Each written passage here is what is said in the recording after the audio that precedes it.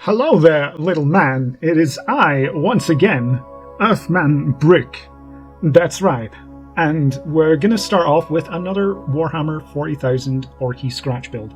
This time we're looking at the Ork Dakka jet. Now this model, you can see the Games Workshop one here. Absolutely highly intricate, well painted, but £47.50, it's well out of my price range, that's for sure. So hopefully my scratch building skills here and ideas, hey, maybe you can use it to make your own scratch build. Who knows? We'll be using the flying bases that we made in previous videos. You can see them all up there. Got plenty of them, so we'll be using it for this build and many others in future as well. So we've made a small port at the bottom of the jet here, so it can affix to the base more easily. So here's the plane in all of its glory. We have the wings, the body, it all kind of comes together. And then we attached wings, which were originally made from a tongue depressor, bulked out again with card, and then we used the panels that we've used in previous videos, dating way back. Now once we've gotten those all together, we then started attaching more details, like the exhausts, which are made from other types of bottle caps, more commonly your paste caps, like you would get for your toothpaste. They tend to be a lot more narrow at the tips and more kind of ridged than your regular bottle caps. Actually a bit of a godsend, and they're brilliant for making thrusters with. Highly recommend it. We've used them in previous videos for making the rockets and the such like. They're excellent. And the exhausts here were made using tubular pieces of card. Now this card, I don't know where you would normally get it, but I got it, strangely enough, in a pair of slippers.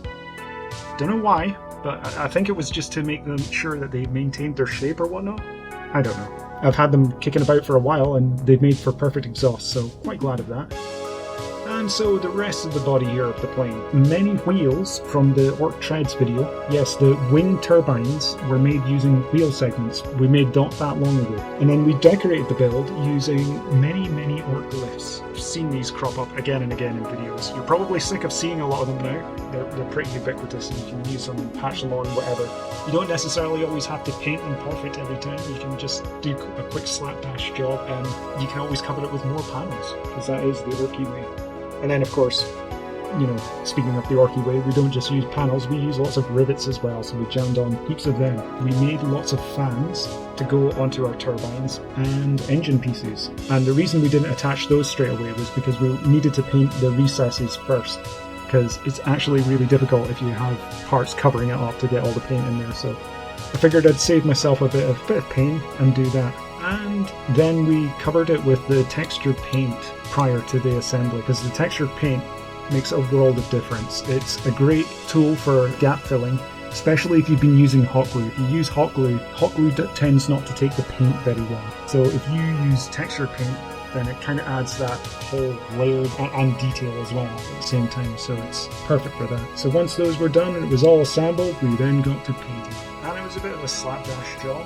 It's passable enough for being on the battlefield, but it's definitely not going to win any prizes. And yeah, I think it's fair to say it's a bit of a shambolic paint job, but, you know, that's kind of Orky. And then I added shooters to the wings. Again, the shooters I've made previous videos as well, so if you want to check those out, the links will be in the description below. And that's about it. So thank you very much for watching. I'm going to have to work on the next project. But thanks again for watching and hope you have a lovely day. Take care.